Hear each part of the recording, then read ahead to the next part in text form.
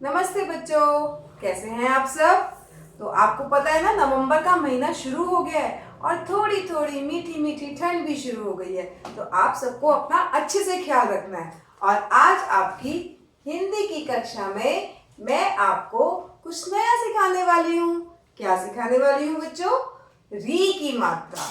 री से आपने पढ़ा होगा ना, जब हम स्वर करते हैं अ से अनार, आ से आम, छोटी ई से इमली, बड़ी ई से ईख होता है ना, छोटे ऊ से उल्लू, बड़े ऊ से ऊन और री से ऋषि। जी हाँ बच्चों, तो इसी तरह से री की मात्रा होती है। देखिए, ये है हमारा री से ऋषि और ये है हमारी री की मात्रा। इसका जो आवाज होती है वो री होती है।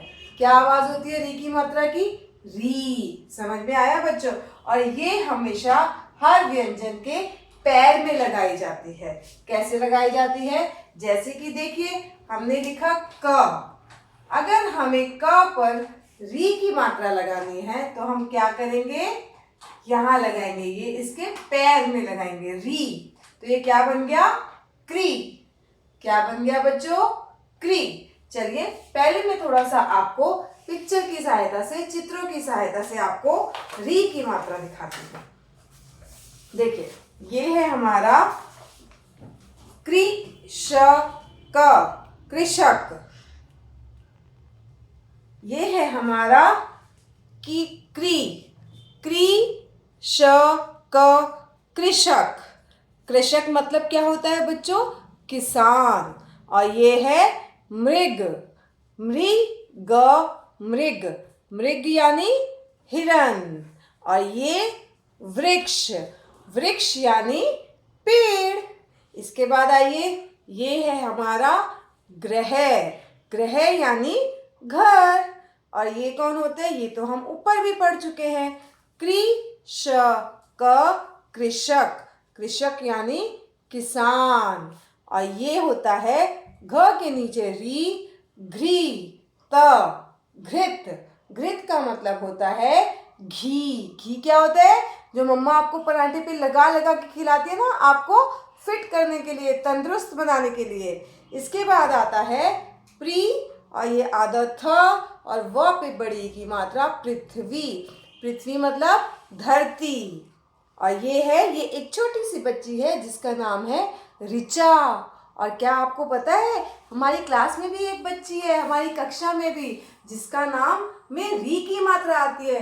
तो कौन बताएगा उस बच्ची का नाम जिसके नाम में री की मात्रा आती है? सोचिए सोचिए सोचिए।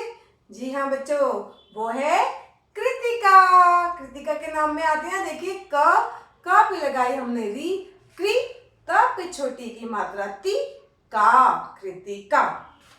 तो चलिए, अब हम आपको री की मात्रा से कुछ शब्द लिखना सिखाते हैं।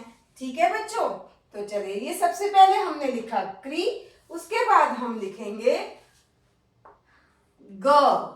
ग पे हम लगाएंगे पैर में। इस बात का हमेशा ध्यान रखना है कि जो री की मात्रा होती है वो हमेशा पैर में लगती है।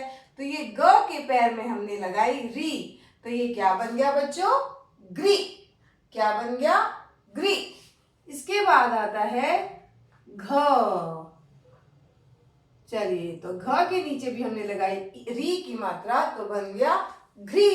तो चलिए एक बार इसको पढ़िए, क्री, ग्री, घ्री। अब सबसे पहले मैं आपको री से ही कुछ शब्द बताऊंगी, जैसे कि री से ऋषि। जी हाँ बच्चों, तो लिखते हैं हम री से ऋषि। ये देखिए, री और श पे षटकोण वाला ऋषि। इसी तरह से अभी हमने किताब में एक नाम पढ़ा था ना ऋषि, री से, तो हम वो भी लिख लेते हैं। री से ऋचा। चा। और एक और शब्द री से, सोचिए जरा, मैंने आपको बताया था कि री से क्या हो रहा है? मौसम बदल रहा है। मौसम बदल रहा है तो कौन सा मौसम है? मौसम को हम क्या कहते हैं? ऋतु। ऋतु। ऋतु का भी मतलब होता है मौसम, सीजन। तो यानी कि अब शरद ऋतु, विंटर्स आ रहे हैं ना, तो मौसम को कहते हैं हम, क्या कहते हैं? सीजन्स। सीजन को हिंदी में बोलते हैं हम ऋतु। तो लिखिए ऋतु, त पे छोटे ओ की मात्रा ऋतु। तो अब मैं आपको री की मात्रा के कुछ और शब्द सिखाऊंगी। आइए लिखते हैं। सबसे पहले हम लिखेंगे, हमने लिखा ना क्री, तो चलिए क्री से ही एक शब्द बनाते हैं। क्री श क, कृषक। कृषक का मतलब क्या हुआ बच्चों? किसान। इसके बाद आता है ग्री, ग्री ह ग्रह, ग्रह मतलब घर।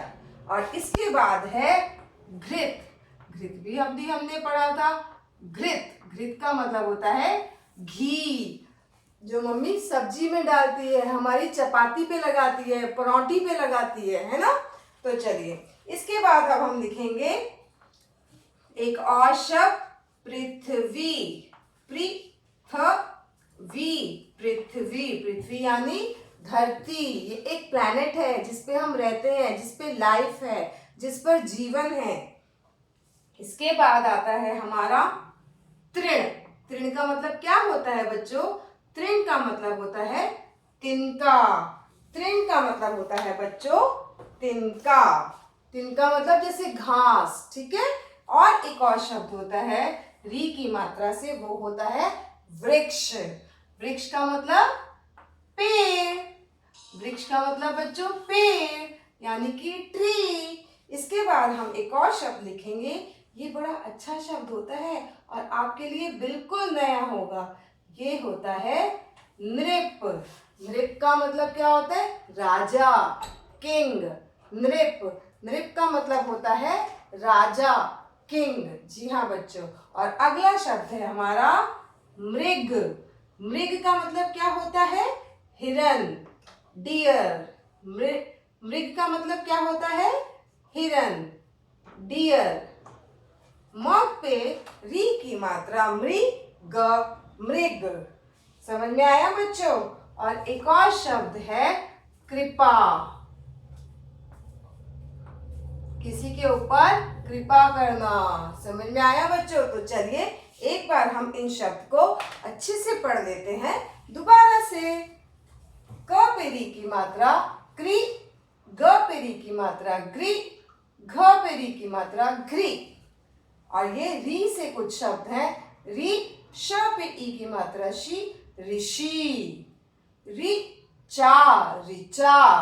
ऋतु, ऋतु, ऋतु यानी मौसम, सीजन। कृषक, कृषक। गृह, गृह। घृत, घृत। पृथ्वी, पृथ्वी। तृण, तृण। वृक्ष, वृक्ष। नृप, नृप। मृग, मृग। और ये वर्ड है कृपा, कृपा। और एक और शब्द बताऊं मैं आपको, माता और पिता। जी हाँ, माता को हम कहते हैं मातृ और पिता को हम बोलते हैं पितृ। समझ में आया बच्चों? तो मुझे उम्मीद है कि आपको ये री की मात्रा अच्छे से समझ में आ गई होगी। आपको इन शब्दों को बार बार पढ़ना है और अपनी कॉपी में लिखना है और पढ़ पढ़ कर इनका अभ्यास करना है। ठीक है बच्चों? नमस्ते बच्चों, आपका दिन शुभ हो।